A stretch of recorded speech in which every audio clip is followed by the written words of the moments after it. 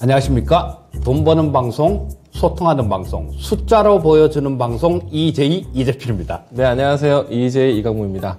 오늘 멘트가 하나 더 늘었습니다. 예, 네. 숫자로 보여주는 방송. 네, 확실히 저희가 투자 아이디어만 보여주는 게 아니죠. 네, 저희가 이제 추천주도 함께 하고 있다 보니까 숫자로 보여주는 방송 맞습니다. 네, 오늘도 목표가 달성 하나 하셨죠? 두 개죠.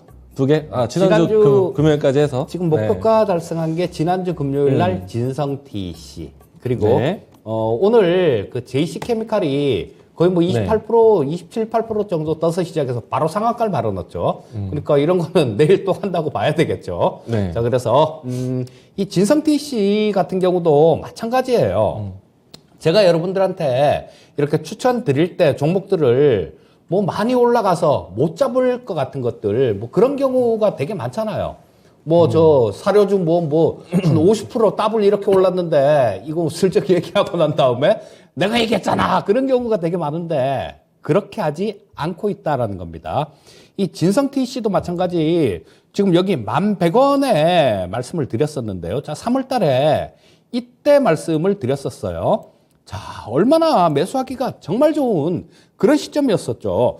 딱 해갖고 뭐 고개 딱 들고 26시 골든크로스 나면서 주가는 옆으로 이렇게 횡보를 하면서 21선에서 계속 왔다 갔다 하면서 단봉으로 이렇게 내면서 에너지를 응축하는 그런 모습을 보여줬으니까 사기가 굉장히 좋은 부분들이었죠. 그리고 지금 종목들 이렇게 보시면요. 한번 이렇게 갔다가 밀리는 게 아니라 지금 계속해서 꾸준하게 수익들을 이렇게 크게 늘려가고 있습니다. 이런 부분들이 실적 부분들을 봤다라는 거예요. 실적 부분들도 꼼꼼히 신경을 써서 추천을 해드렸기 때문에 이런 모습이 나올 수 있는 겁니다. 자, 이 진성 TC는 오늘은 좀 빠졌죠. 오늘은 좀 빠졌는데 이게 뭐 미국에서 캐터필라가 좀 많이 빠졌어요. 이유는 뭐 대주주인가 임원인가 뭐 거기서 한 5,000주 정도 팔았대요. 캐터필라를. 그래서 그 영향으로 캐터필라가 좀 빠지고 이 진성 TC도 오늘은 좀 밀리는 모습이 나왔는데요. 자, 요런 거는 상황 봐서 지금 뭐 한 조정을 요렇게 받는 국면들 조금 아래로 더 가격 조정을 받는다라면 충분히 한번 다시 공략을 해봐도 될 문제고요. 될 만한 그런 종목이다라고 볼 수 있을 거고요. 자, 그다음에 JC케미칼이 있었죠. 자, 이 JC케미칼은 파묘 관련해 갖고 말씀을 드렸었죠. 자, 인도네시아의 파묘 농장을 2012년도에 인수를 했다. 뭐 그런 말씀을 드리면서 실적 부분들이 어마무시하게 좋아질 거다. 올해 한 500억 넘게 실적이 나올 거다라는 말씀을 드렸는데 그때 당시 시가총액이 한 2,100억 정도, 2,100억 약간 넘는 그 정도 수준이었습니다. 그러니까 못 살 이유가 없었던 거죠. 이 종목을 말씀드릴 때 그런 얘기도 말씀드렸을 거예요. 자, 뭐 실적 하나만 봐도 사서 기다릴 수 있다라는 말씀을 드렸는데 이거는 내일 같은 경우도 오늘 아침에 굉장히 강하게 시작했어요. 뭐 그래서 미리 잡지 않았으면 좀 잡기 힘든 그런 상황이었죠. 근데 뭐 저때 4월 7일인가 이게 아마 말씀을 드렸을 겁니다. 근데 그때가 매수하기 좋은 딱 그 시점이었어요. 조금씩 올라오다가 마지막으로 지금 확 쳐 올렸는데 자, 요것도 마찬가지로 내일 정도에 뭐 지금 요즘 점으로 가는 것들 흔하지 않습니까? 그러니까 내일도 굉장히 강하게 출발은 할 것 같아요. 강하게 출발해서 또 바로 말아 넣거나 뭐 그런 모습이 나오면 거래 터질 때까지 기다리시면 됩니다. 거래 터질 때까지 기다리셨다가 거래가 딱 터지면 일단 뭐 그쯤에서 절반 정도를 정리하고 나머지는 다시 본다든가 뭐 그렇게 하시면 좋을 것 같고요. 일단 뭐 이 시간에는 다른 얘기도 드릴 게 많으니까 요 리뷰 같은 경우는 제가 오늘 투자이신을 하니까 그쪽에서 그때 10시에 뭐 잠깐 좀 더 말씀을 드리도록 하겠습니다. 사실 오늘 JC케미칼이 어떻게 보면은 상한가를 갔지만 관련된 종목 안에서 완벽하게 대장주 역할을 했거든요. 그렇죠. 그리고 이제 오늘 올라온 자리가 어제까지 주가 차트를 봤을 때는 이제 고개를 잘 드는 모습에 불과했지만 오늘은 확실하게 이제 갭 연출하고 상한가까지 다 뚫어버리는 모습이고. 예, 그래서 이제 주가 차트를 보시게 되면은 사실 지난 연중 고점을 한 번에 돌파하면서 신고가 나왔기 때문에 내일장의 뭐 추가적인 갭 상승은 뭐 나타났다 나온다고 라고 생각합니다. 그러면 지금 현재까지 수익률이 39.27%인데 내일은 뭐 50% 그냥 한번 돌파할 것 같습니다. 어쩌면 지금 티플렉스가 추천주 중에 80% 좀 넘게 나 있어요. 네. 이게 운이 좋으면 티플렉스 넘어갈 거다. 티플렉스 넘어갈 수도 있겠다라는 네. 그런 생각도 네. 없잖아 좀 듭니다. 근데 많이 네. 이렇게 올라온 부분들이 있기 때문에 뭐 이런 것들은 일단 상황을 봐가면서 그때그때 대처해야 되는 부분들이니까 뭐 일단 장중에 잘 보고 판단을 하시면 좋을 것 같습니다. 오늘 사실 이 제이시 케미칼은 귀한 상한가입니다. 오늘 시장 참 답답했잖아요. 그렇죠? 그쵸. 올라간 종목 개체 수도 적었고 사실 급등주 찾기도 쉽지 않았던 장인데 오늘 이 종목은 그냥 나는 급등주야라고 아침부터 뭐 목소리를 크게 보였던 종목이니만큼 내일장에서도 수익 한 번 더 기대해 보도록 하겠습니다. 그리고 가장 중요한 네. 게 뭐냐면 올랐을 때 말씀드린 게 아니라 말바닥에 있을 때 종목들이 대부분 대부분이 아니라 전부 다 그래요. 네. 지금 저 추천드린 종목들이 바닥에 있을 때 그때 잡기 딱 좋을 때 그럴 때 말씀드렸다는 게 그걸 또 자부심으로 여기고 있습니다. 잘 기억하셔야 돼요. 날바닥이에요. 네. 일단은 잘 갔습니다.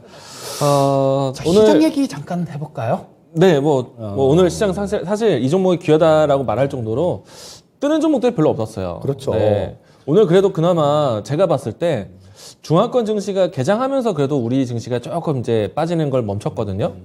앞으로도 이제 중화권 증시하고 좀 다 같이 좀 바닥을 한번 찾는 과정이 나와야 되지 않을까 생각을 하는데. 근데 일단 지금 오늘 중국이 5%가 넘게 빠졌어요. 중국이 5%가 넘게 종가에 빠지면서 더 빠졌나요? 예, 아, 중국이 5%가 넘게 빠지면서 네.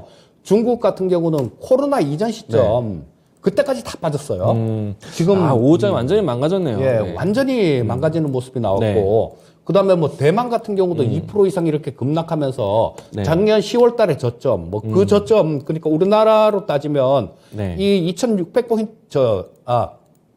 저 2600포인트 정도 2600포인트란다. 2600 포인트. 2600포인트. 네. 자, 요쯤 그러니까 작년 10월 달 정도니까 네. 뭐 거기까지 빠진 전저점 근처까지 거의 빠진 모습이고요. 네. 자, 조금 답답한 그런 모습이 나오는데 네. 요 시간을 통해서도 지난주에도 우리 그런 말씀을 좀 네. 드렸었죠. 지난주에 조금 뭐 시장의 조금 물가에 애 내는 것처럼 조금 불안불안하다라는 네. 그런 말씀을 좀 드렸었는데요. 네. 자, 요런 게 주가가 빠지고 난 다음에 지금 뭐 어떻게 해보려면 굉장히 힘들어요. 굉장히 힘들고 주가가 빠지기 전에 어느 정도 리스크 관리를 해놨다라면 내일 정도에는 한 번 정도 더 빠지면 한 번 정도 네. 이렇게 들어가 볼 수 있는 그런 자리가 나오는 거죠. 그리고 그렇게 보셔야 됩니다. 대응을 좀 주식을 예측을 해야 될 때가 있고 대응을 해야 될 때가 있는데요. 내일 같은 경우도 대응을 해야 될 때죠. 자, 만약에 내일 아침에 좀 이렇게 빠져서 시작했다. 뭐 미국 쪽 아직도 선물도 지금 별로 안 좋은데요.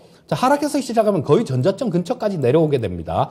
자, 이 전저점 근처까지 내려온 상태에서 매수를 하게 되면 그런 부분들이 좋아요. 만약에 전저점 근처에서 매수를 했을 때 이게 붕괴가 된다. 전저점을 깨고 내려간다. 그러면 최소한의 손실로 빠져나올 수 있습니다. 그리고 이 부분이 여기서 지지를 받으면 그렇죠. 손실은 작게 수익은 길게 갈 수 있는 그런 자리가 되는 거예요. 그래서 뭐 조금 좀 대응을 잘 하셨으면 좋겠는데 일단 뭐 한 번 더 빠지면 전저점을 붕괴시키면 그러니까 2600포인트 정도겠죠. 2600포인트 정도를 붕괴를 시킨다라면 뭐 손절을 조금 친다라는 뭐 그렇게 크게 손절도 아닐 거예요. 뭐 그런 생각으로 내일 정도에는 빠지면 한번 들어가 볼 만한 그런 자리다라는 생각이 듭니다. 일단은 여기가 이제 거의 바닥이다라는 생각은 좀 들고 있다는 얘기시죠? 일단 네. 요것도 지금 바닥일 확률이 많은 거죠. 한 번 더 빠지면 2600 근처예요. 네. 한 번 더 빠지면 그러면 네. 그 전에 여기서 지지받고 어이구 네. 여기서 지지받고 네. 이게 왜 이러죠? 이게 마우스 오른쪽. 네. 자, 네. 여기서 그냥 하겠습니다. 여기서 지지받고 그다음에 네. 여기서 또 지지받은 그런 자리들이 있기 때문에 네. 한 번, 두 번, 세 번 정도를 지지받았어요. 그 근처에서. 그러니까 일단 이거는 믿어줘야 되는 자리입니다. 믿어줘야 되는 자리인데 그 믿음이 깨졌을 경우에는 최소한으로 빠져나올 수 있다라는 얘기죠. 네. 일단은 오늘 우리 증시가 빠진 거는 지난주 금요일 날 나스닥이 크게 빠졌었잖아요. 이틀 연속 좀 급하게 빠지기도 했었고 일단 빠질 때 내용들은 금리 인상부터 해서 전반적인 주요 국가의 통화 정책이 좀 약하고 아무래도 좀 물가 부담에 대한 내용들이 좀 같이 있다 보니까 가장 큰 뉴스는 금리 인상에 대한 보폭이죠. 예. 그런 거죠. 근데 만약에 이제 시장이 말씀하신 구간이라든지 또 이제 반등을 준비를 한다면 어떤 뉴스가 가장 시장에서 큰 이슈가 될까요? 반등한다면. 뭐가 있어야지 반등한다라고 우리가 자신 있게 볼까? 일단 연준 쪽에서는 네. 뭐 나올 얘기들 없고요. 그 연준 위원들 지금 블랙아웃 네. 기간이고 네. 이번 주부터 얘기 못하는 기간입니다. 다음 주가 연준 통화정책 회의이기 때문에 네. 이번 주에는 관례상 연준 위원들이 어떤 자리에서도 얘기를 할 수가 없는 그런 자리예요. 자, 뭐 우크라이나 관련해 갖고 뭐 조금 네. 좋은 소식이 있다든가 아니면 지금 이번 주에 굵직한 기업들이 실적 발표를 많이 해요. 네. 그렇기 때문에 미국 쪽에서 좀 실적 발표가 좋게 나오고 그쪽이 약간 좀 반등이 나온다라면 우리 시장도 마찬가지로 조금 힘을 얻을 수 있지 않을까 싶은 생각이 들고요. 네. 단 지금 말씀드리는 게 계속 대응의 영역이다라고 말씀을 드리는 겁니다. 자, 지금 뭐 한 번 더 빠졌을 때 들어갔을 경우에는 최소한의 손실로 빠져나올 수 있다라는 얘기예요. 손절을 치더라도. 자, 그런 얘기고 위로 좀 이렇게 반등이 나왔을 경우에는 우려되는 손실폭보다 기대되는 수익폭이 훨씬 크다라는 뭐 그런 부분들을 말씀드리고 있는 겁니다. 네. 일단 저도 뭐 비슷한 생각인데요. 러시아, 우크라이나 뉴스는 언제든지 시장에서는 좀 호재로 반영할 뉴스인 것 같고, 또 지금은 블랙아웃 기간이라고 하지만은, 일단 뭐 미증시 내에서 실적에 대한 관심이 좀 이동된다라면은, 어떻게 보면은 좀 눈 가리고 아웅할 수 있는 뭐 그런 뉴스가 좀 되지 않을까. 아무래도 기업 실적, 그러니까 우리 시장도 사실은 실적에 좀 더 포커스 맞춘다면은, 시장을 좀 안전하게 좀 방어될 수 있지 않을까 생각을 합니다. 말씀 동일한 거죠? 예. 네, 맞습니다. 자, 그러면 이제는 EJ 시간으로, EJ 포커스 시간. EJ. 포커스 EJ로 넘어가 보도록 네. 하겠습니다. 네. 오늘 오늘을- 이재필 전문가님 예. 먼저 하시는데요. 제가- 우선은 뭐 한마디만 조금 더 예. 유튜브에 대한 소통을 좀 건네드리면은 예. 지금도 유튜브 창 열려 있습니다. 여러분들 많은 분들과 대화를 이어가고 있는데 이재필 전문가님이 먼저 포커스 EJ 시작할 건데 이재필 전문가님 예. 뭐 많은 분들이 JC 살 걸 라는 이야기를 건네주고 계세요. 그러니까 더더욱 오늘 이 포커스 EJ 준비 잘 해주셔서 이야기 또 채워주셔야 될 것 같습니다. 바로 자, 시작하시죠. 오늘 말씀드릴 부분들은 화평법, 화평법. 화감법. 화감법. 자, 이 부분에 대해서 좀 말씀을 드릴 텐데요. 뭐 이게 꽃화자가 아니라 화합물에 대한 뭐 그런 얘기죠. 자, 여기 화면에 나오는 저런 겁니다. 화평법은 이 화학물질을 뭐 등록 및 평가 등에 관한 법률을 얘기하는 거예요. 과거에는 그러니까 재작년 정도까지는 이 모든 화학물질에 대해서 1톤 이상 수입을 하거나 제조를 할 때, 뭐 신고, 그 다음에 심사 의무가 있었는데요. 이게 작년부터는 확 줄었죠. 0.1톤, 그러니까 100kg 정도, 100kg 이상일 때는 요거를 신고하고 허가를 받고 심사를 받아야 된다라는 그런 내용의 법률이 화평법입니다. 그리고 뭐 화감법은 그렇게 어렵지는 않죠. 뭐 그냥 화합물에 대한 관리에 대한 법률을 화감법이다. 뭐 이렇게 얘기를 하는데요. 자, 업무 흐름도를 잠깐 보면 지금 화면에 자, 이런 부분들이 있죠. 뭐 어떤 화합물질을 만들었어요. 화합물질을 만들었으면 요거를 유효성을 확인을 하죠. 뭐 약이라든가 신약도 마찬가지로 뭐 신약 같은 것들, 그리고 또 뭐 여러 가지 화장품 원료나 뭐 이런 부분들도 해당이 될 수 있고요. 자, 요게 유효성이 있는지 그런 부분들을 확인을 해야 됩니다. 그러고 난 다음에는 유효성을 확인하고 난 다음에 이게 효과가 있어요. 근데 이게 해롭지 않은지 그런 부분들을 평가를 해야죠. 자, 저 단계에서 이 화평법이 적용이 되는 거죠. 자, 그래서 뭐 해롭지 않다라면 그냥 무제한으로 사용을 합니다. 해롭다라면 이건 너무 해로워서 안 되겠어. 이러면 허가가 안 나겠죠. 근데 뭐 조금 뭐 어떤 조치를 하면 이게 충분히 유용성이 있어 갖고 충분히 사용이 가능하다라는 뭐 그런 결론이 나게 되면 자, 제한적으로 허가를 해줍니다. 그러고 난 다음에 그걸 관리할 수 있는 시설을 설치를 해야 되고요. 그 시설을 당연히 운영을 해야 되겠죠. 그리고 사고가 나면 뒤에 사후 대응을 해야 되는 그런 부분들이 있는데 저게 화합물 관리에 대한 뭐 전 과정이다. 이렇게 보시면 되겠는데요. 자, 뭐 근데 왜 갑자기 말씀을 드리냐 이런 부분들이 있어요. 지금 정권이 바뀌잖아요. 정권이 바뀌는데 인수위에서 지금 그런 얘기를 했습니다. 지금 중대재해법, 그다음에 화평법, 그리고 주 52시간 기업 운영, 요런 것들이 기업의 족쇄다 이런 얘기를 하고 있는데요. 저게 뭐 어떤 게 좋다, 뭐 중대재해를 강화를 해야 된다. 뭐 화평법도 강화를 해야 된다. 뭐 이런 게 좋다. 아니다. 풀어줘야 되는 게 좋다. 이런 얘기를 말씀드리는 건 아닙니다. 저는 저기에 대한 뭐 좋다 싫다에 대한 그런 부분들은 완전히 배제하고 있는 그대로만 말씀을 드리는 거예요. 지금 이 신정부 같은 경우는 친기업적인 그런 성향의 정부죠. 자, 뭐 원래 민주당 정부는 그 기업들하고는 별로 안 친하고 저 서민들하고 친하려고 하는 그런 정권이고 그런 성격의 정권이 강하고요. 그다음에 저 국민의힘 같은 경우는 친기업적인 그런 성향이 많습니다. 그렇기 때문에 자, 주 52시간 기업은 이거는 기업의 족쇄다 이런 얘기를 했어요. 그리고 전면적인 전면적인 수술을 예고를 했습니다. 자, 손질을 한다라는 그런 얘기예요. 자, 그렇게 되면 이 부분에 대해서 좀 규제가 있던 부분들, 이 부분도 좀 풀어준다라고 그렇게 해석을 할 수 있겠죠. 자, 그래서, 뭐 이런 부분들이 좀 상당히, 좀 모멘텀으로 작용을 할 수 있을 겁니다. 지금 이 시장 자체가 좀 어떤 모멘텀을 찾아서 그렇게 헤매는 시장이기 때문에, 뭐 지금 좀 일부 섹터들, 이런 것들이 투기적인 움직임이 나오는 이유도 마찬가지입니다. 그냥 모멘텀이 없으니까 다른 종목들이 안 되니까 되는 쪽으로 그냥 붙자. 뭐 이런 것들 때문에 상당히 좀 투기적으로 움직이는데요. 자, 이런 것들도 정책 모멘텀으로 생길 수 있으니까 충분히 우리는 관심을 둘만 합니다. 자, 그리고 뭐 어떻게 변하냐 하면 화학물질의 종류나 뭐 성격에 따라서 좀 차등적으로 규제하는 그런 방식이 검토되고 있다라고 얘기를 합니다.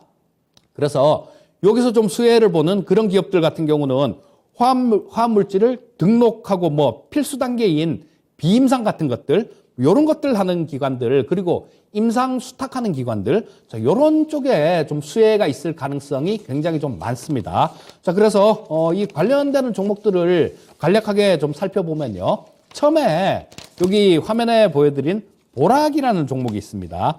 자, 이 보락은 뭐 이 화평법뿐만 아니라 자, 그런 부분도 해당이 돼요. 뭐 식품 첨가물들, 뭐 이런 것들도 하고 원료의약품도 하니까 뭐 이런 부분들도 조금 나중에 모멘텀으로 작용을 할 수 있고요. 아, 그리고 지금 인수위 쪽에서 핵심 그 정책 과제 뭐 이런 것들을 얘기를 하는데요. 뭐 에너지, 그다음에 뭐 AI, 그다음에 바이오 뭐 이런 것들 다 들어 있습니다. 이런 것들 다 들어 있기 때문에 그런 것들을 좀 저 핵심 국정 과제 국정의 핵심 과제로 이렇게 선정하겠다라는 그런 뉴스가 있었어요. 자, 그래서 이런 부분들도 나중에 얘기가 잠깐 옆으로 샜는데 챙겨 보시면 좋을 것 같고요. 자, 지금 뭐 기술적으로도 뭐 꽤 괜찮은 그런 모습들이 나오고 있습니다. 전고점을 지금 오늘 돌파하는 모습이 나왔죠. 이 보락은. 자, 그리고 뭐 오늘 말씀드리는 종목들도 마찬가지로 제가 될 수 있으면 뭐 피치 못할 경우엔 모르겠는데요. 될 수 있으면 적자 나는 기업은 안 갖고 나옵니다. 안 갖고 나오니까 뭐 이 기업도 마찬가지, 보락도 마찬가지 흑자가 나는 기업이에요. 자, 그래서 뭐 원료의약품들 뭐 이런 것들도 마찬가지로 아까 인수위 차기 정부 핵심 국정 과제를 얘기한 게 요게 의약품 관련되는 뭐 그런 부분들도 있기 때문에 잠깐 말씀을 드렸습니다. 자, 그런 부분들 조금 눈여겨 보시면서 좀 보시면 좋을 것 같고요. 자, 일단 뭐 전고점을 돌파를 한 모습인데 지금 시장 분위기가 뭐 싹 그렇게 좋은 분위기는 아니니까요. 차분하게 이런 것들도 매수 기회를 노려보시면 좋겠다라는 생각이 들고요. 자, 그 다음 종목도 또 하나 좀 말씀드리도록 하겠습니다. 자, 요거는 뭐 코로나 관련주로 좀 많이 보신 그런 종목일 거예요. 자, 우정바이오인데 요거는 적자 기업이에요. 이건 적자 기업이라서 좀 안 갖고 나올까 하다가 그래도 관련되는 그런 부분들이 있기 때문에 그냥 좀 갖고 나왔고요.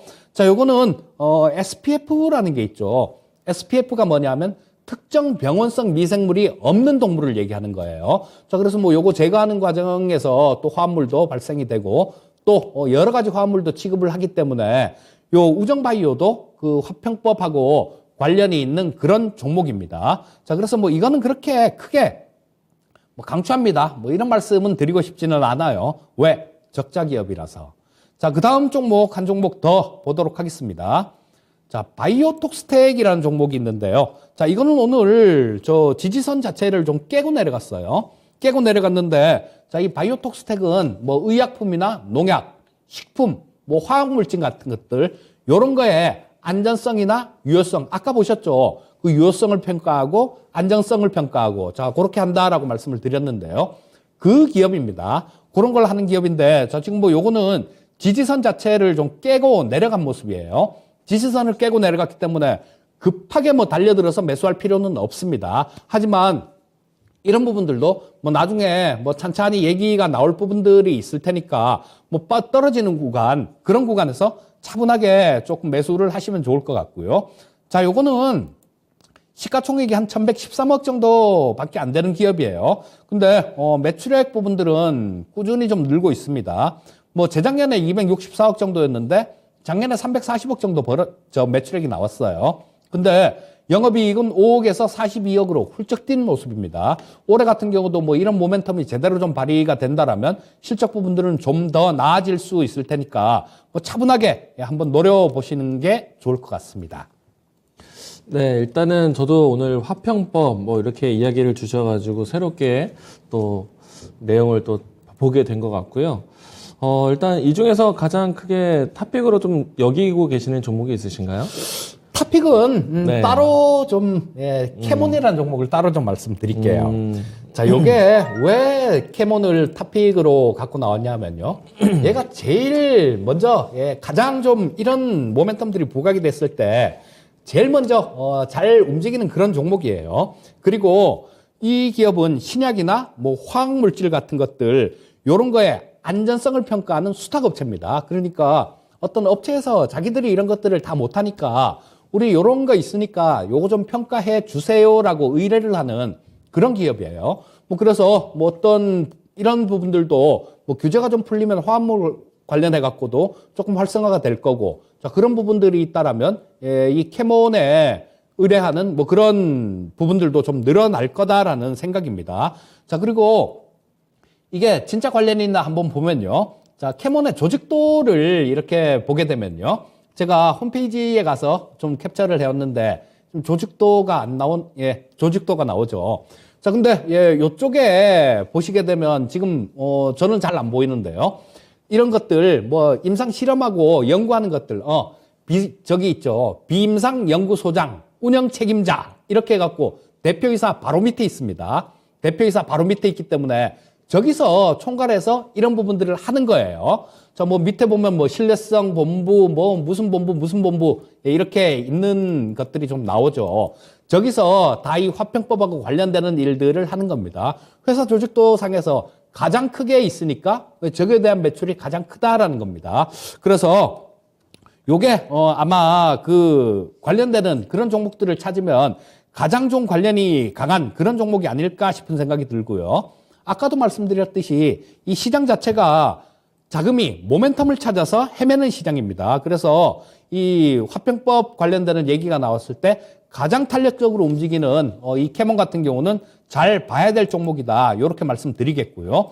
자, 요것도 실적 부분들이 꾸준히 좀 증가하고 있죠. 아까 저 바이오톡스텍보다 실적 부분들은 좀 꾸준하게 이건 적자 났다 흑자 났다 그런 부분들 없이 계속해서 꾸준하게 좀 증가되는 그런 모습입니다. 뭐 작년도 마찬가지 한 재작년보다 매출액 같은 경우도 좀 상당 부분 한 20% 이상 성장을 냈고요. 영업이익 같은 경우도 더블까지는 안 되더라도 한 80% 정도 성장을 했습니다.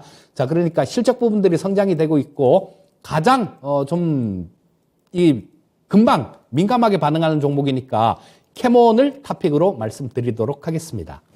네, 이 화평법에 대한 언급은 사실 저도 좀 생소하게 최근에 다시 보고 있는데, 일단은 캐몬 쪽의 뉴스를 보시게 되면 화평법에 관련된 수혜주로서 많이 분류가 되고 있다는 거 참고하셨으면 좋겠습니다. 아무래도 이 정부 대책에 대한 준비에 대해서 이재필 전문가님에 대한 포인트가 상당히 빠릅니다. 저는 항상 이제 이슈가 좀 나올 때 이슈를 먼저 준비하시는 모습이 상당히 또 투자 아이디어 연결을 참 잘하신다라고 한번 기대해 보셔도 좋겠습니다. 그래야 주식을 싸게 살 수 있어요. 싸게. 나는 무조건 날마다. 싸게 사자. 예. 날바닥. 그렇죠. 무조건 싸게 사자. 이런 주의라서. 네. 여러분들 앞으로도 이제 이재필 전문가님의 날바닥, 예, 한번 좀 기대해 보셔도 좋을 것 같습니다. 자, 그러면 이제 다음은 이제 제가 준비한 이제 포커스 EJ 보도록 하겠는데요. 오늘 제가 준비한 포커스 EJ는요, 식자재 유통 산업에 대해서 이야기를 준비를 해왔습니다. 일단 아무래도 오늘 시장에서 뭐 눈에 띈 종목들은 대부분 식량, 뭐 식료품 관련된 음식료 업종이 아닌가 생각이 됩니다. 물론 이제 뭐 곡물 가격 파동이다, 뭐 또 이 에그플레이션, 인플레이션 이야기들이 많이 나오면서 한편으로는 시장이 좀 불안정하다 보니까 음식료 기업들이 경기 방어주로서 움직임이 나오기도 했는데요. 저는 이제 경기 방어주에 대한 색깔보다 실질적으로 지금은 실적이 좋아지는 산업군, 실적이 나오는 종목들, 기업들을 살펴보게 되는 것 같습니다. 그런데 오늘 올라갔던 또 음식료 섹터들이 최근에 와서 인플레이션의 효과를 좀 이슈를 탄 것뿐만 아니라 실적이 좋아질 수 있는 배경이 있다라고 보여집니다. 그래서 그 배경을 따라가 보게 되면은 뭐 음식료 직접적인 제품 생산하는 기업들도 있겠지만은 저는 식자재 유통하는 회사들도 중요하게 봐야 된다라고 생각을 합니다. 자, 그러면 뭐 준비된 자료도 한번 같이 보도록 하겠는데요. 일단 가장 크게 시선을 강탈했던 거는 곡물 가격 파동이죠.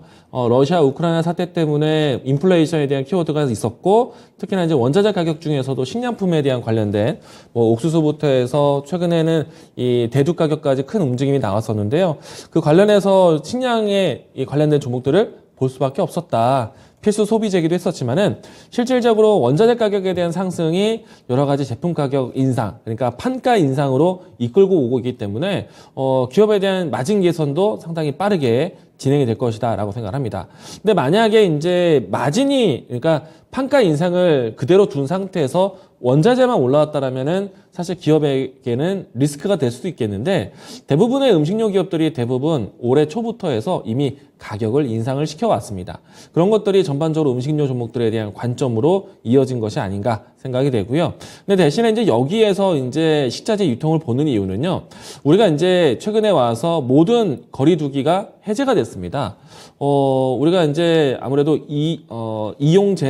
그러니까 영업시간 제한에 대한 부분들이 풀리다 보니까 뭐 모든 식당들도 이제 이 영업 시간 제한도 없이 계속 운영할 수 있겠고, 그리고 동시에 학교라든지 회사라든지 모두 다 이제 재택근무, 뭐 비대면 교육 이런 부분들이 좀 사라지고, 아무래도 뭐 직장인들 같은 경우에는 구내 식당을 하거나 그리고 학생들 같은 경우에는 급식 시설을 이용할 수밖에 없기 때문에 이 시설 자체는 대규모 식자재가 공급이 됩니다. 그렇기 때문에 이와 같은 좀 식자재 관련된 종목들을 볼 수 있지 않았나 생각이 되는데요. 자, 지금 보시는 자료 화면은 사실 급식이라든지 구내식당과 같은 주요 시설과, 그리고 특히나 이제 휴게소에 대한 이 또 대규모 이동에 대한 부분들이 어떻게 보면은 음식 소비에 대한 부분들이 외식 사업부에 대한 회복으로 이어질 수도 있기 때문에 이 부분들에 대해서도 우리가 상당히 좀 의미 있게 봐야 된다라고 할 수 있겠고요. 사실 제가 준비한 오늘 이 휴게소에 대한 추이에 대한 부분들은요, 올해 초에 이 본격적인 방역 완화를 조금씩 단계적으로 해왔을 때 그때부터 이제 추이를 검증한 것인데, 사실 지금은 이동에 대한 거리 두기를 모두 다 해제한 상태이고 영업시간 제한도 모두 다 해제된 상태에서 다시 한번 휴게소에 대한 자료를 또 수집을 해봐야 되는데, 안 봐도 뻔할 것 같습니다. 외식 사업에 대한 부분들도 늘어났고, 날씨가 좋아진 것에 대한 여러 가지 이 여행에 대한 보복 소비도 좀 일어나고 있다 보니까 휴게소에 대한 소비라든지, 그리고 그 밖에 여러 가지 음식점에 대한 소비가 상당히 크지 않을까라고 생각을 합니다.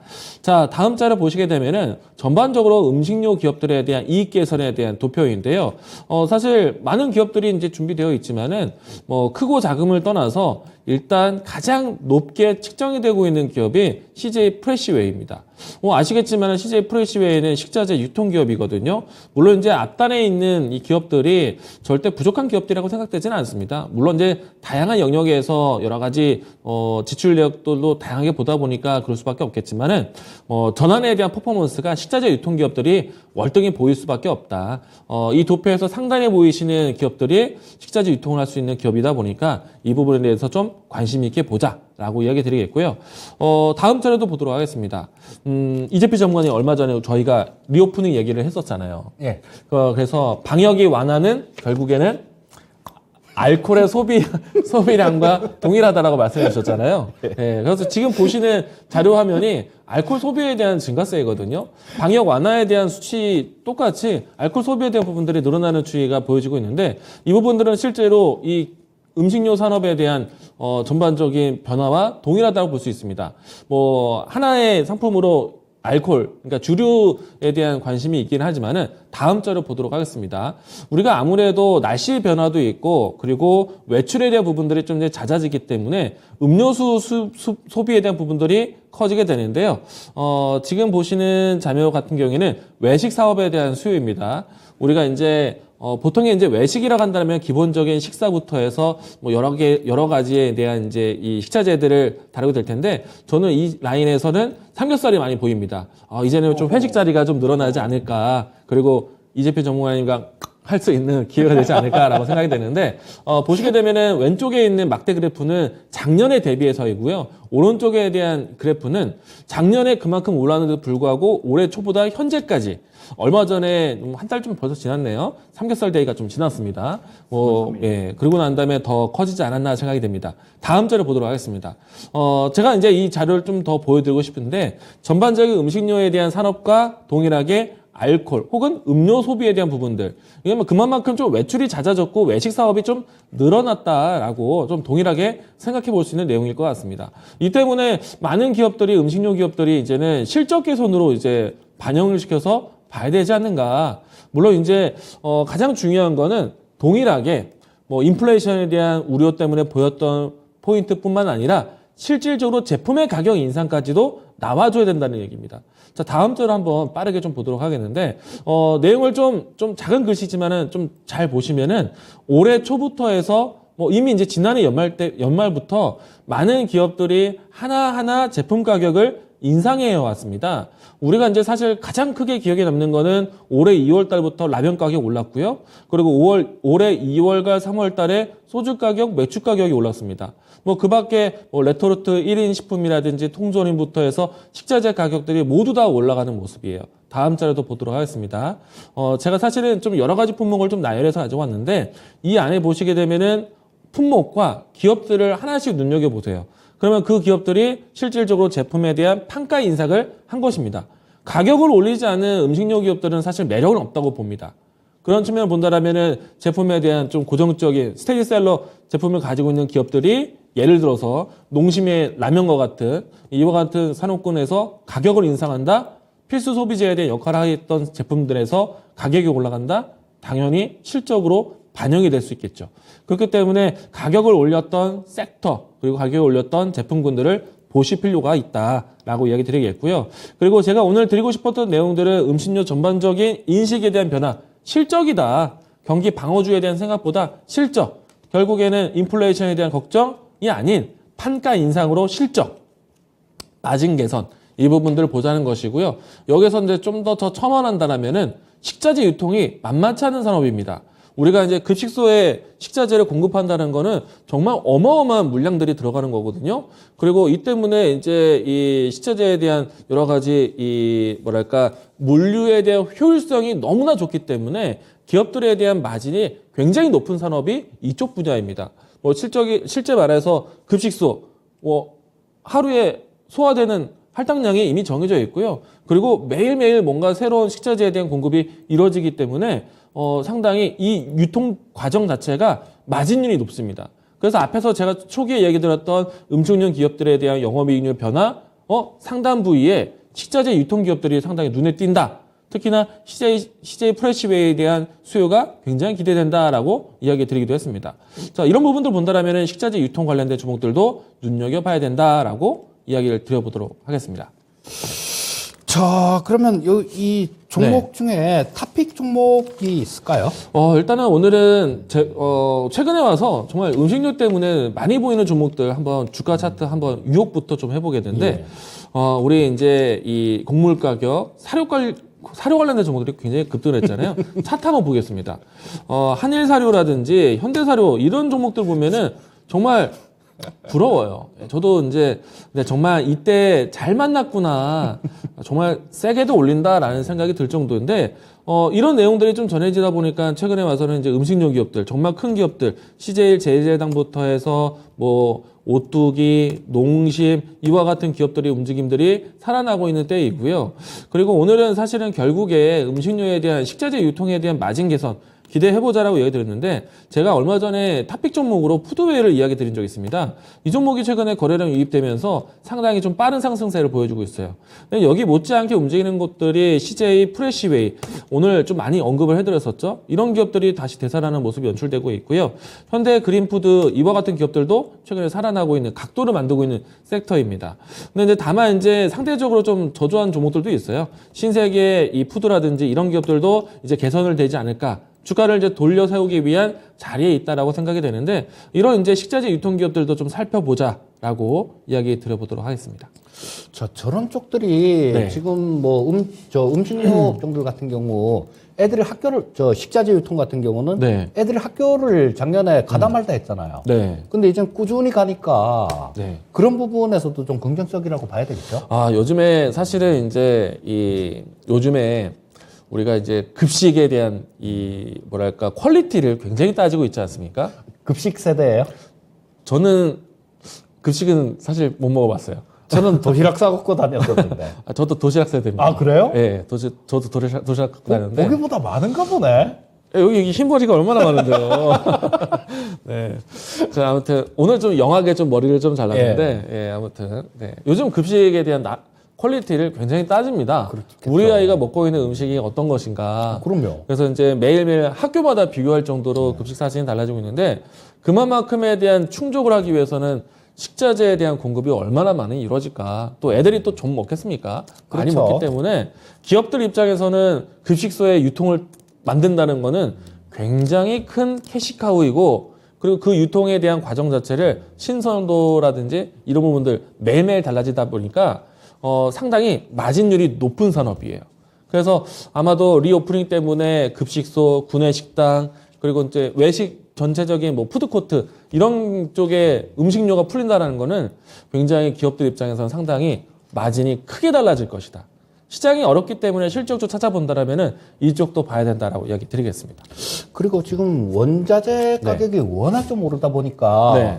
이런 부분들을 제품가에 정가를 안 할 수가 없을 것 같아요. 네, 이미 이제 알게 모르게 하나둘씩 마트에 있는 제품들이 다 올랐어요.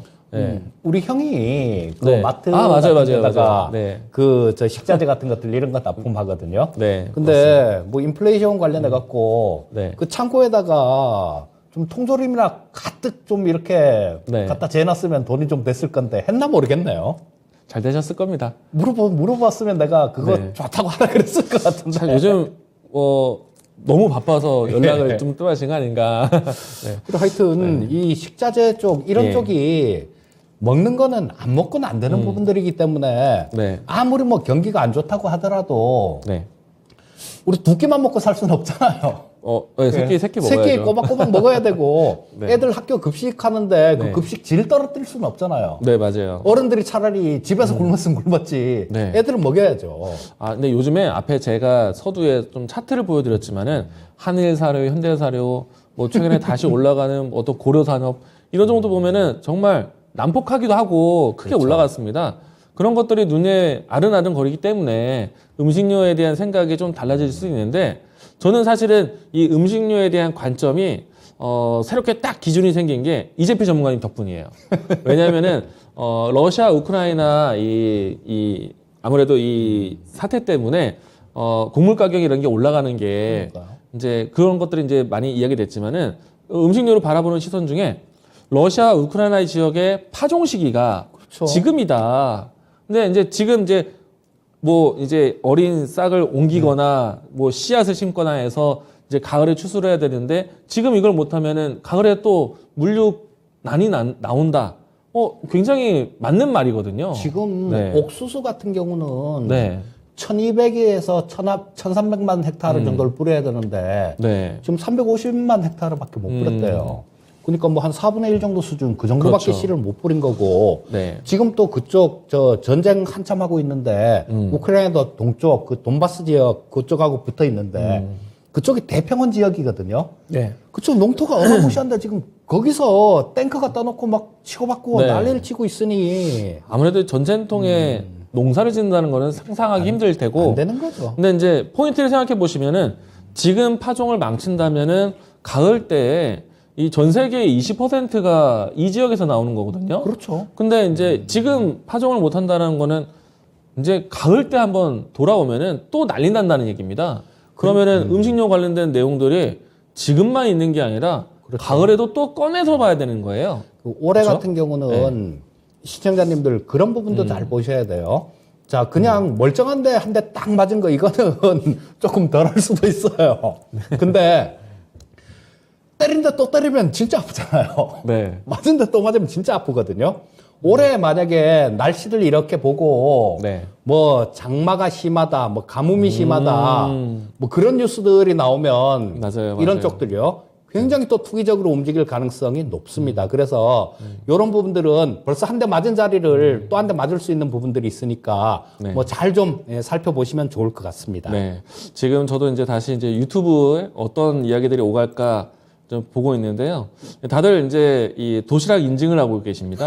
예, 도시락 세대를 인증하고 계신데 마로니의 입새님, 뭐 블레이너님, 뭐 등등등해서 예, 그 도시락 세대를 인정해주고 계십니다. 얘기 나왔으니까 잠깐 얘기를 하면 예전에 그 난로를 피웠어요. 아, 좀 너무 멀리 가고 계신 거 아닌가요? 아니 난로를 피워갖고 네.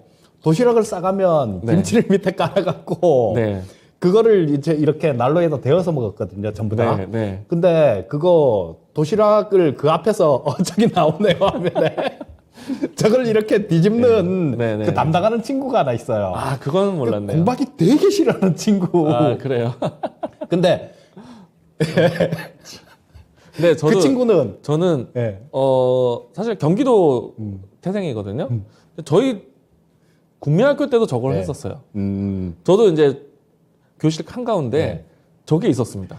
근데 중고등학교 때는 그 친구는 이제 예. 그 반에서 짱 있잖아요. 네, 네, 그 도시락을 태우면 맞는 거야.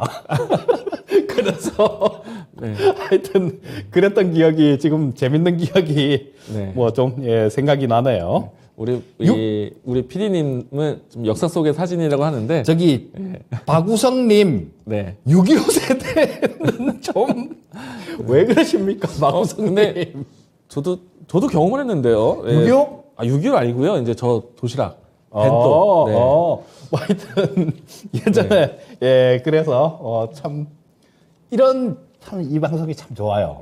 이런 기억도 또 이렇게 추억도 생각나게 해주고. 자, 일단 뭐 그 얘기는 일단 그쯤 했으면 된 것 같고요. 네. 자, 우리 그러면 이제는 추천 종목, 추천주? 네. 추천주 시간으로 넘어가도록 하겠습니다. 네. 자, 추천주 화면부터 좀 보고 갈까요? 추천주 화면 보고 갈게요.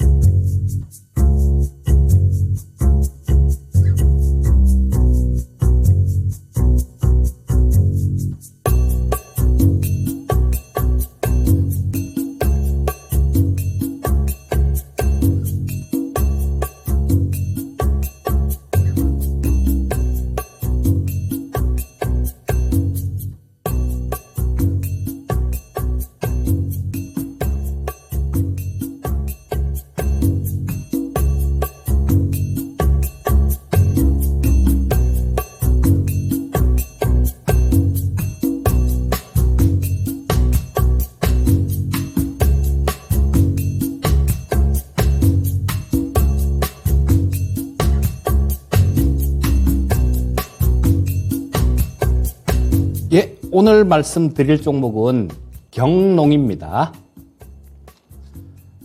자, 이제 뭐 근데 앞에 추천주 수익률들을 보니까 이제 뭐 웬만큼 수익 나서는 저기 또 끼지도 못할 것 같네요. 자, 좀 더 바짝 더 노력을 해야 되겠다라는 그런 생각이 좀 듭니다.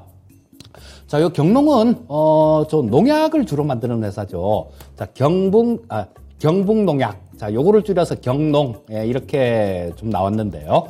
자, 그래서 제품 포트폴리오가 굉장히 다양합니다. 자, 지금 요 포트폴리오 그림이 좀 나올 텐데요.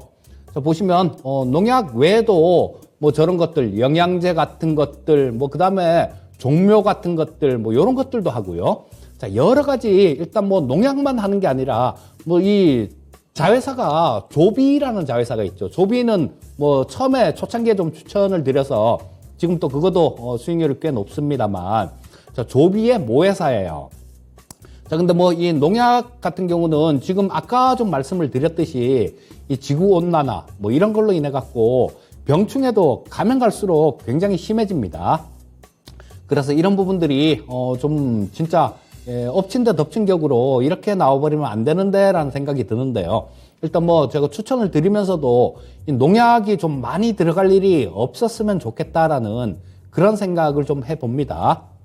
근데 뭐 이 경농도 마찬가지로 그 종자라든가 뭐 이런 부분들, 종자 같은 경우는 뭐 아시아 종묘 같은 것들 이런 것들을 또 좀 말씀을 드리기도 했는데요. 그런 부분들도 일정 부분 있어요. 그리고 식물 영양제들, 그 밭에다 뿌리는 거는 비료라고 얘기를 하고 화분에다 뭐 이렇게 꽂고 그런 건 영양제라 그러죠. 그 영양제라든가 뭐 여러 가지 좀 다양한 포트폴리오가 있기 때문에 아마 이런 부분들이 제품 다각화를 통해서 앞으로도 뭐 이렇게 좀 신산업들 뭐 이런 부분들로 해나가지 않을까 싶은 뭐 그런 생각이 좀 듭니다. 자, 지금 이 농업 관련, 농산물 관련 섹터들이 이렇게 강하게 치고 올라오는 부분들은 뭐 두말하면 잔소리죠. 전쟁으로 인한 에그플레이션 때문에 이렇게 굉장히 강한 모습들이 나오고 있는데요. 그리고 지금 뭐 엘니뇨다, 뭐 라니냐다, 뭐 이러면서 그 이상기후가 또 문제예요, 지금. 근데 이 이상기후 같은 경우는 또 이 해충이 뭐 좀 비이성적으로 좀 많이 번식되게 되는 뭐 그런 좀 확률도 굉장히 높인다라고 얘기를 합니다. 해충 병충해 발생 빈도가 굉장히 작게 뭐 이렇게 발생이 돼요. 자, 그렇다라면 지금 우크라이나 쪽이 저렇게 됐으니까 다른 나라 각국이 다 그렇게 생각을 하고 있을 겁니다, 지금. 우리나라 정부도 마찬가지. 야, 올해는 생산량을 좀 늘려야 되는데, 농업 생산량을.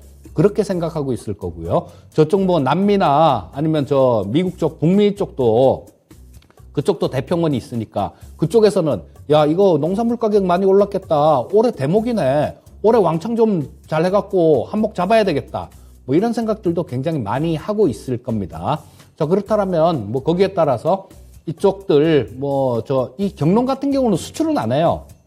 농약은 수출은 안 하고 뭐 100% 거의 내수인데요. 자, 뭐 이런 부분들이 아마 좀 더 올해 같은 경우는 수요량이 좀 더 많을 가능성이 굉장히 많고요.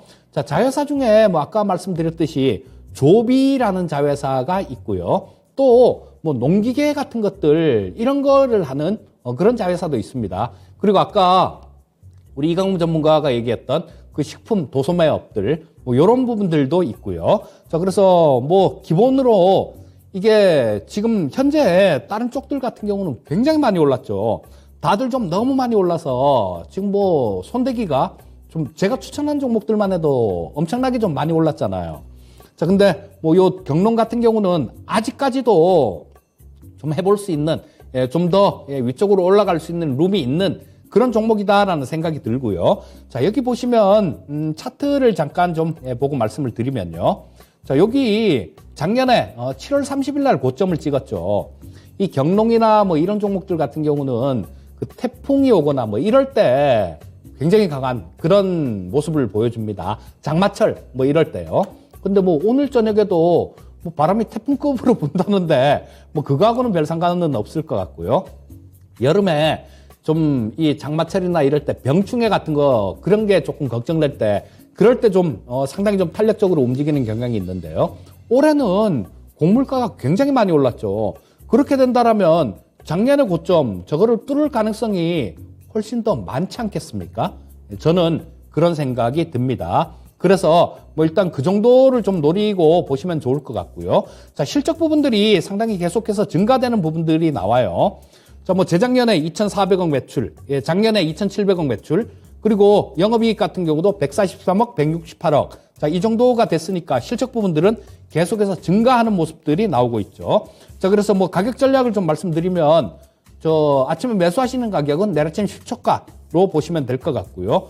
목표가는 18,000원, 손절가는 13,000원 제시해 드리겠습니다.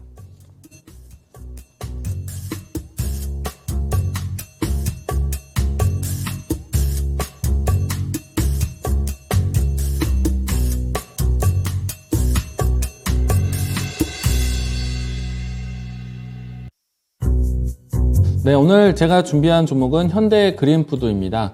앞에서 식자재 유통 기업들에 대한 실적 개선이 상당히 중요할 것이다라고 이야기 드렸었는데, 앞서서 제가 푸드웨이라는 종목을 선정해서 이야기 드린 바가 있습니다.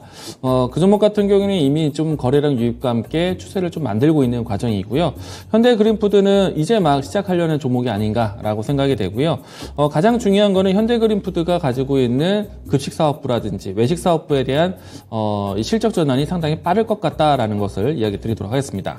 자, 우선은 이제 급식사업 자체가 판가 인상을 하고 있기 때문에 아무래도 마진율이 상당히 높을 것 같고요. 이미 앞에서 이야기 드린 것처럼 급식사업 자체가 이 유통에 대한 규모라든지 유통에 대한 효율성이 상당히 높기 때문에 마진 자체가 이미 높은 산업입니다. 그런 부분에서 이제는 이 거리두기에 대한 제한이 모두 다 완화된 상태에서 구내식당이라든지 급식소에 대한 활동이 커질 것은 분명히 당연한 과정이고요. 그러면 그 안에 있는 식자재 유통도 상당히 중요한 산업이 될 것이다라고 할 수 있겠습니다.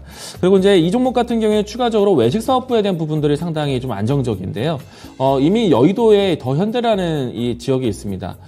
이 안에 이제 많은 이 유통 이제 레스토랑들이 많이 들어와 있는데 여기에 대한 식자재 유통에 대한 사업권도 가지고 있다 보니까 안정적인 캐시카우를 이미 확보했다라고 보시면 좋을 것 같습니다. 일단은 중요한 포인트는 이 종목은 이제 실적 개선주로 보셔야 된다라는 거 포인트로 좀 잡아보도록 하겠고요. 자, 이 종목에 대한 주가 차트 대응은 일단 현재까지 최근에 차트를 보시게 되면은 꾸준하게 저점을 높여가면서 추세를 진행하고 있는 상태이고요. 21선에 대한 각도에 따라서 계속해서 우상향 가고 있는 모습입니다. 이제 곧 있으면은 지난해 이 박스권에 대한 상단의 라인대를 이제 준비하게 되는데요. 저는 충분히 이 라인대를 돌파할 수 있다라고 보여지고요. 그리고 이제 이 종목의 움직임이 나온다라면은 지난 박스권에 대한 상단을 돌파할 수 있지 않을까. 1차적인 목표가는 1,500원 제시하도록 하겠고요. 손절 라인대는 8,400원 제시하도록 하겠습니다. 자, 오늘 뭐 시장이 힘들어서 우리 시청자님들께서도 힘드셨을 텐데요. 자, 네. 뭐 이런 것들 시간이 좀 지나면 또 언제 그러냐 싶을 정도로 또 그렇게 변하는 게 또 시장입니다. 자, 힘내시고요. 이광무 전문가는 뭐 여기서 네. 인사드려야 될 것 같고. 오늘 투자의 준비하셨죠? 예, 네. 저는 오늘 투자의 신까지 뭐 하게 되니까 뭐 네. 이어지는 투자의 신도 많이 시청해 주시기 바라겠고요. 저는 내일 유튜브 공개 방송이 있습니다. 아, 이광무 전문가가 네. 지금 요즘 마음 잡고요. 또 화요일마다 유튜브 공개 방송을 하니까 여기도 많이 좀 참석 좀 해 주시기 바라겠습니다. 네, 제가 뭐 대단한 충격을 받고 마음 잡은 건 아니고요. 네, 그냥 철저한 계획하에 진행되는 일인데요. 내일 장이 마치고 나서 4시부터 해서 유튜브 공개 방송이 있습니다. 많은 분들 좀 참석하셔서 제가 이 자리에서 계속 강조드렸던 거는 심텍, 배덕전자, 코리아서키트 어떻게 시장을 바라보는지 이야기를 좀 드릴 것 같고요. 그리고 이제는 실적 관련된 포인트를 잡아야 되기 때문에 실적 관련된 종목들도 이야기를 준비하도록 하겠습니다. 저도 이광무 전문가 끝나면 한번 뭐 해볼까 생각 중입니다. 제가 일단 화요일 먼저 좀 알차게 채워놓고 그 다음에 바통을 드리겠습니다. 예. 네, 알겠습니다. 자, 오늘도 시청해 주셔서 감사드리고요. 네. 편안한 저녁 시간 되시기 바라겠습니다. 감사합니다. 감사합니다.